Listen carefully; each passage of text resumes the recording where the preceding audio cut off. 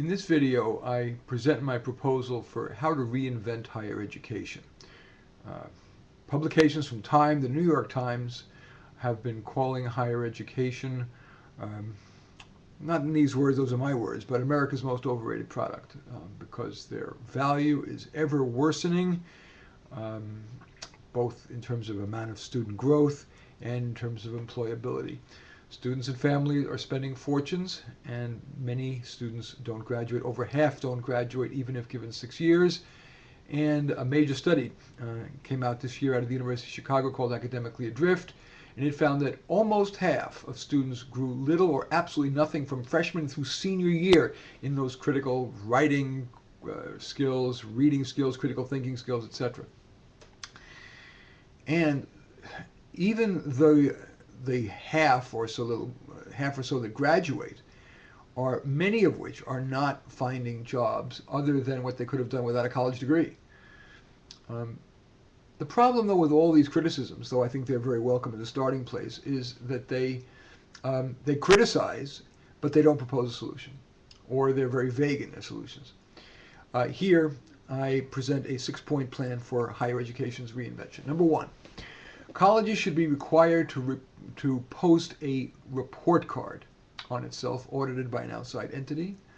After all, if each tire is required to have molded into its sidewall its tread life, its temperature, its traction ratings, then shouldn't college, which is one of the largest purchases and most important purchases we ever make, shouldn't colleges be required to post their graduation rates, their learning growth rates, broken down by high school student background? So if you had a weak high school background, you can get a sense of how much you're likely to grow at that college. You had a strong background, how much you're likely to grow.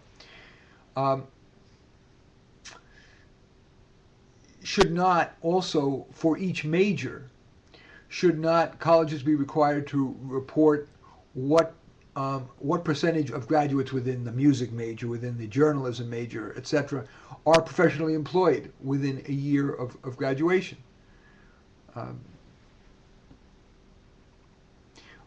Providing such a report card would enable students and counselors and families not only to pick the right college, but to decide if for the particular student whether a wiser path might be, instead of the so-called 4-year college, even though most students take more than 4 years to graduate, even if they do graduate, but it may be a community college, a short-term career prep program in a community college, the military, an apprenticeship, on-the-job training at the elbow of an ethical entrepreneur. And this is particularly important for the weak students who colleges admit. I don't know if you're aware of it, probably not. According to the U.S., well, the U.S. So-called 4-year colleges admit over 200,000 students every year who graduated in the bottom 40% of their high school class. And among those, that 200,000 a year, fewer than 1 in 4 of them will graduate college, even if given 8.5 years.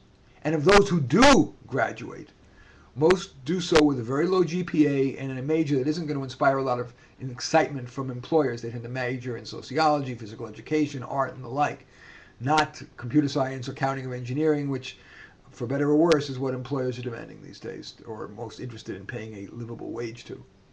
It would seem to me, therefore, that a college report card, a truly disclosive college report card, is the least we can do. It's at least it ensures informed consent from the consumer. We should do at least as much for the prospective college student as we do for the buyer of a tire. Or even a food product. When I go in a store and I look at a package of food, it tells me how much calcium and vitamin A there is. Shouldn't we provide at least that much informed consent to people when they're choosing a college? So that's plank number one. The colleges should be required to issue a substantive college report card on itself, prominently posted on their website. Number two, there should be 2 categories of professors: teaching professors and research professors. Universities, of course, they find it more economical to have their professors do both research and teaching. But the skills and interests required to be great at teaching are orthogonal to, that is kind of the opposite of, what's required to be a great researcher.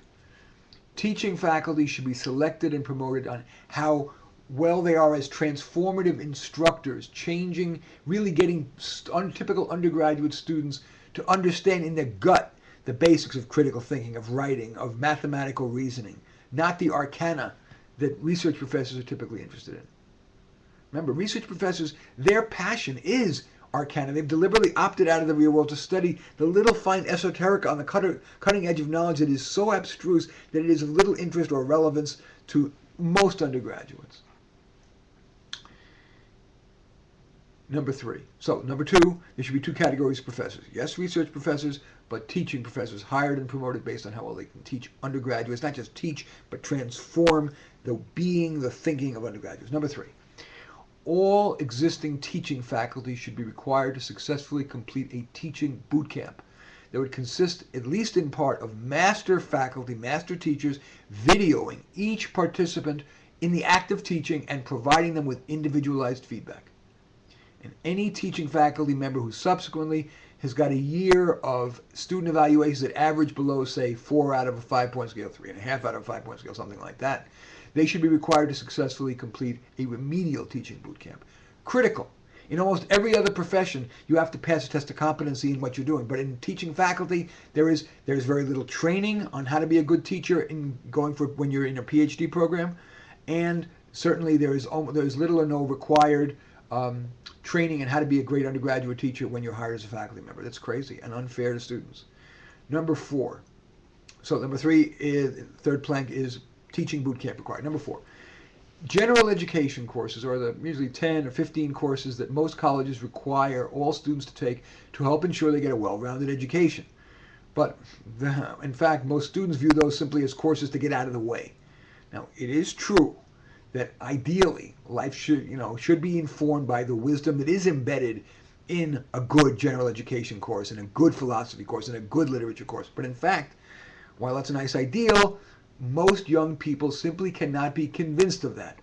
So to blithely go on and teach it, whether or not the students are going to benefit from it or not, is really unfair to students. It results, we see, in poor attendance in those classes, cheating, inattention in when you attend the classes, and minimal learning, per lots of studies that have shown this. Studies out of the Pew Charitable Trust, studies out of that, the Academically Adrift thing that I mentioned earlier. That's, there are exceptions, of course, but more typically, the amount of value that the students get for the time, money, and opportunity cost is terrible. So rather than going through the motions, it seems to me that realism dictates that we revise the general education curriculum so it focuses more on the issues that are of more immediate concern to the vast majority of undergraduates. Things like public speaking, or financial literacy, or practical problem solving, entrepreneurship, which may be the key to being successfully self-employed moving forward, practical ethics, interpersonal communication, and of course, how to go about finding the right career for you, how to go about landing a job. Those are things that will result in, I think, more student learning, more student engagement, and in the process, learning better communication skills, writing skills, thinking skills, etc. So number 4 is to revise general education curriculum to reflect what the students are open to and is the right learning moment for students. Number 5. This is a radical idea which I'm extremely excited about. I call them Dream Team taught courses, especially for a widely taught course, difficult courses like calculus or organic chemistry. In my view, the U.S. Department of Education should fund the development of highly interactive, immersive courses that are team taught on video, disseminated online, and the teachers would be a dream team of the nation's finest instructors. The courses would then be made available free to all colleges to use with their students. This would save the colleges money, enabling them hopefully to lower tuition, but more important, or as important, it would ensure that all students, from the most poorly funded federal college students to those at Harvard, would receive world-class instruction. Courses would be made available free, as I said, to all colleges. Now, a university could elect to provide a professor or a teaching assistant on the campus to provide the personal touch, or it could allow the students to take the course wherever they want, like in their own dorm room or whatever, in their apartment, thereby saving the need for classroom buildings, or it would allow students to increase its enrollment without having to build more buildings. So number 5 is using Dream Team taught courses, especially for not ideological but widely taught and difficult courses. Number 6, and finally, Shrink the traditional country clubs like and size campuses. It's obsolete. Not only does these enormous shrub-filled campuses contribute to the enormous cost of attendance, it's completely in violation of the green values that are espoused on most universities. I think that most campuses could be shrunk by 80% with little or no loss in the quality of the experience, maybe even a gain. Like I mentioned already, the Dream Team taught courses which could be completed at home. No classroom buildings required. In-person classes, at least some of them, could be taught in professors' homes. They sit vacant during the entire day while the professors get in their car, trek to campus, try to find a parking spot, trek to the building. Also, instead of building expensive swimming pools and the like, why not instead utilize, there are swimming pools that are usually used minimally in community centers, in churches, in hotels. Why couldn't some of that be made available to students at tremendous then saving?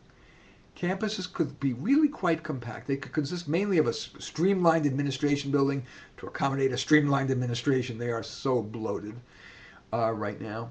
A student activities building so that students could gather for student club meetings, for concerts, other get-togethers. And for the reasons I outlined, or in the ways I outlined earlier, could reduce the number of classroom buildings. So that's number 6. Reduce the size of the traditional country club size campus to save enormous money. So to summarize, 6 points in my plan for higher education reinvention are: number 1, require all colleges to prominently post a college report card. Number 2, have separate faculty for teaching and separate faculty for research. Number 3, require all faculty successfully to complete a teaching boot camp. Number 4, revise the general education courses to reflect the content that most undergraduates are open to learning. Number 5, use Dream Team taught courses that are taught on interactive video, disseminated online by a dream team of the nation's finest instructors, maybe with an in-person teaching assistant locally on campus to provide the human touch. Number 5, streamline the enormously costly country club campuses that would enable colleges to cut costs dramatically. I think I've left one out. I don't know if I have or not. In any case, that's my reinvention of higher education. Thanks for watching. I'm Marty Nemko.